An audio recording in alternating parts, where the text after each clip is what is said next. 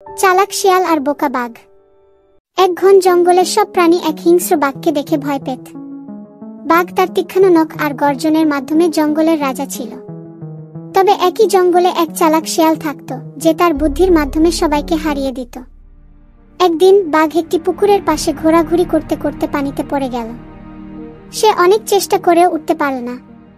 ঠিক তখনই একজন মানুষ রাস্তা দিয়ে যাচ্ছিল। ভিডিও শুরু করা আগে বন্ধুরা, তোমরা যদি মা বাবাকে ভালোবাসো ভিডিওতে লাইক আর সাবস্ক্রাইব করো। বাঘ বলল, ওহ দয়াপরায়ণ মানুষ, আমাকে সাহায্য কর, আমি পানিতে আটকে গেছি। মানুষটি দ্বিধায় পড়ে গেল। আমি যদি তোমাকে তুলিও, তুমি পরে আমাকে খেয়ে ফেলবে। আমি কিভাবে তোমার উপর ভরসা করব? বাঘ অনুনয় করল, আমি প্রতিজ্ঞা করছি আমি তোমার ক্ষতি করব না, প্লিজ আমাকে বাঁচাও।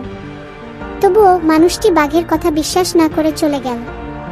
কিছুক্ষণ পর চালাক শিয়াল সেখানে এসে উপস্থিত হলো। বাঘকে দেখেই সে মুচকি হাসল।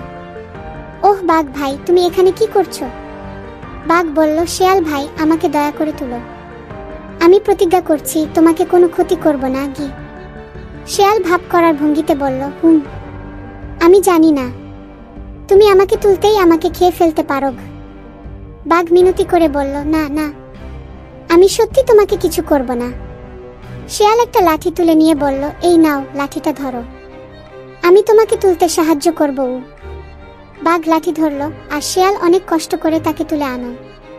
বাঘ উঠে দাঁড়াতেই হেসে বলল, ধন্যবাদ শিয়াল, এখন আমি তোমাকে খেয়ে ফেলব। শিয়াল ভান করে অবাক হলো। অপূর্ব, তুমি প্রতিজ্ঞা করেছিলে আমাকে কিছু করবে না। বাঘ হাসল, প্রতিজ্ঞা তো ভঙ্গ করার জন্যই, এখন তোমার পালানোর কোনো উপায় নেই। তৎক্ষণাৎ শিয়াল পুকুরের দিকে ছুটে গেল। তাহলে আসো, আমাকে খাও। বোকা বাঘ কিছু না ভেবেই আবার পুকুরে ঝাঁপ দিল। শিয়াল সাঁতার কেটে নিরাপদে পুকুর থেকে বেরিয়ে গেল। বাঘ আবার বলল, আমাকে বাঁচাও, এবার আমি সত্যিই প্রতিজ্ঞা করছি কিছু করব না। শিয়াল হেসে বলল, তুমি আগের প্রতিজ্ঞা ভঙ্গ করেছ, আমি এবার তোমার কথা বিশ্বাস করব না। বিদায় বাঘ ভাই। এই বলে শিয়াল চলে গেল। বাঘ তার লোভ আর মিথ্যার জন্য শিক্ষা পেল। গল্পের নৈতিকতা, প্রতিজ্ঞা রক্ষা করো এবং লোভের বশবর্তী হয়ো না।